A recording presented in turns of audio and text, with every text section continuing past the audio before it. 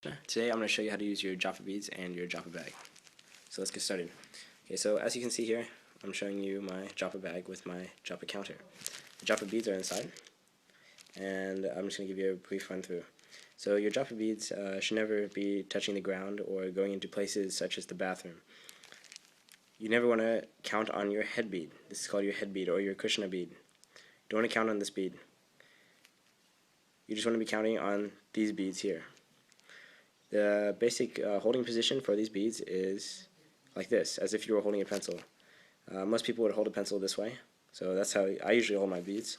But sometimes you see some devotees actually hold their beads this way and chant.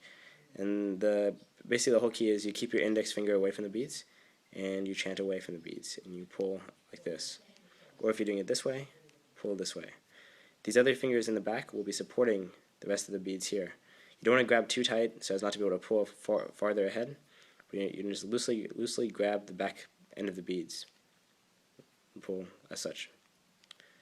As I said, you don't count on the head bead, so when you complete one round, which is equal to 108 beads, so all these beads, one round, come back to this end, and let's say you're here. You just finished one round.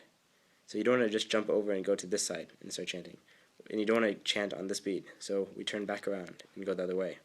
We usually start actually on the big side and go towards the small side when we first start chanting. So on our first round, we go from the big to the small, and on the way back, we go from small to big. Okay? So that's the basics of chanting. So now we're going to see it in action in the bead bag. Okay, so now we have our bead bag, which is perfect because it has a hole in the front. You can see here, here's the hole in the front. This is where your index finger goes. So you take your index finger through there, and the rest is, you probably won't be able to see it, but the rest of your hand holds it just like as I was showing you outside. So we'd chant the Hare Krishna Maha Mantra once for one bead. So I'm on the first bead, so I could have showed this to you outside of the bag, but I'll show it to you like this. So chant Hare Krishna, Krishna Krishna, Hare Hare, Hare Rama, Rama Rama, Hare Hare. Then move to your next bead. So inside I've just moved to my second bead. So I'm going to chant the next one. Hare Krishna, Krishna Krishna, Hare Hare, Hare Rama, Rama Rama, Hare Hare. Which is the next bead. Right? So that's what I've done. And that's what it looks like inside my bead bag. So once I've completed the one round and I've come back to the Krishna bead on the other side, I can now use my Japa counter. This will let me, actually, I'll show you right here.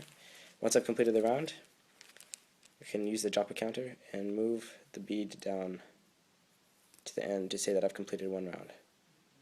And do the same for each consecutive round. So when we're chanting Japa, we also want to know what we're meditating on. So we're going to meditate first on the words.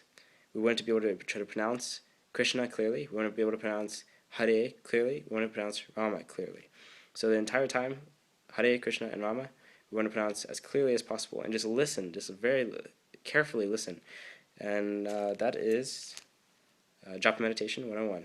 Hare Krishna.